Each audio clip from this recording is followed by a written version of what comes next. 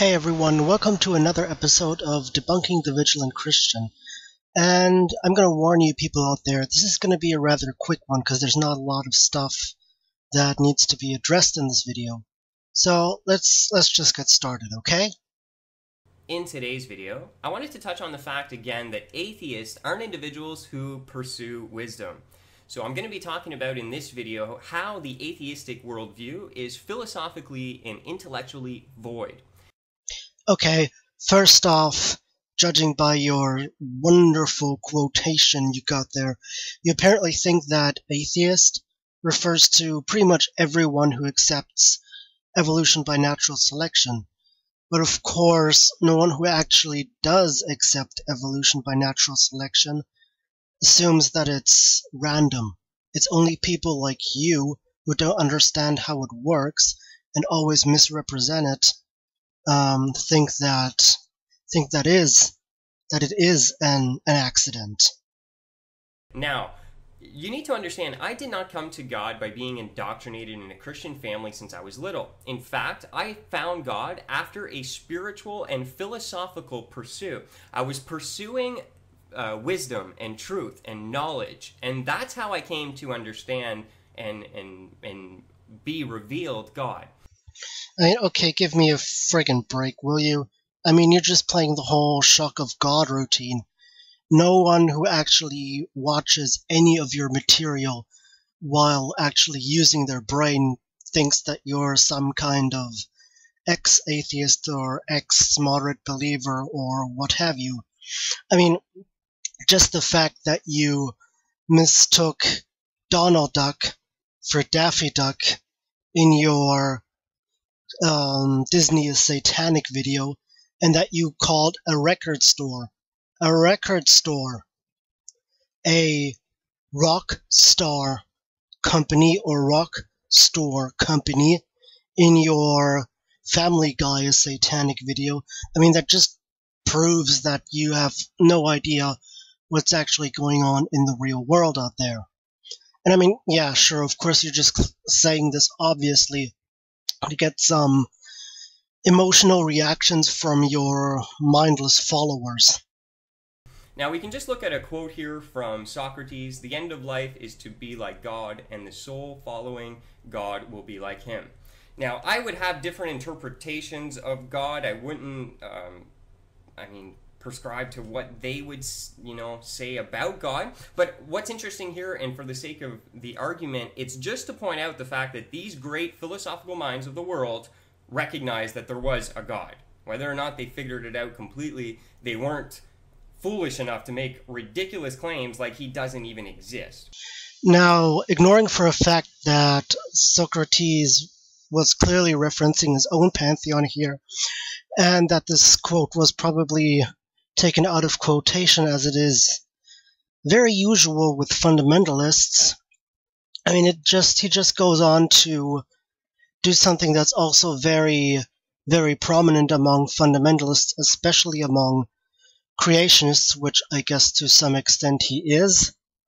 And that's just taking quotes and other citations from dead scientists, in this case philosophers, in the hopes that they somehow validate his cause or something. I mean, you see this with creationists, how they always take Darwin's quote about the eye or the geological strata and try to say that this is why Darwin failed or something.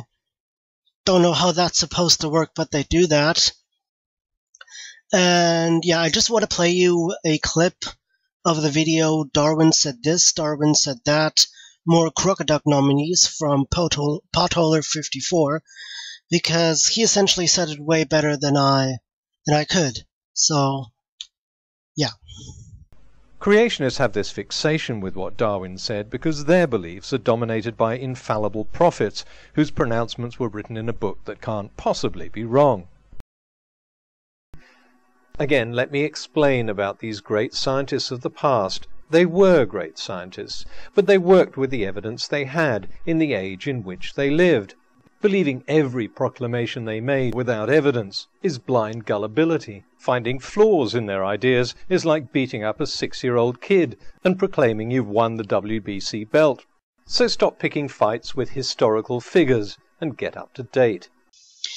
And that's exactly the point. I mean, it's much easier beating on a historical figure instead of actually talking to, because in this case, a philosopher who's actually still alive. And the obvious reason for that is because, well, the ones that are still alive can actually respond to him and maybe, on some occasions, actually set him straight on a few things.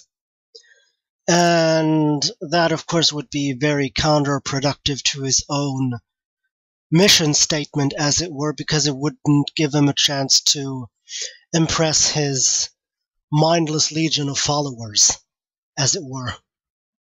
So I just wanted to make a quick video here to point that out, that if me and my atheistic friends were chilling in a room with all the great philosophers that I just mentioned and many, many others, they would be the absolute fool in the room. I would be having great intellectual discussions and philosophical discussions with great philosophers about the existence of God, and then would appear this fool who everyone in the room would look at and go, wow, really? That's your philosophical pursuit? That's where it brought you? That's your understanding of reality? Yeah. Yeah. No, actually not, no. Essentially what you're doing here is what's called projection, where you project your own faults onto someone else to make some sort of argument. But yeah, fact of the matter is that, if anything, we'd be having a very good time, and you would probably be that sad, lone bastard that keeps sitting at the bar and chugging one after the other, without actually having the balls to get down from your high pedestal and actually join the rest of us in reality. This has been a Vigilant Christian Quickie. I hope you liked it, and, as always, have a good time.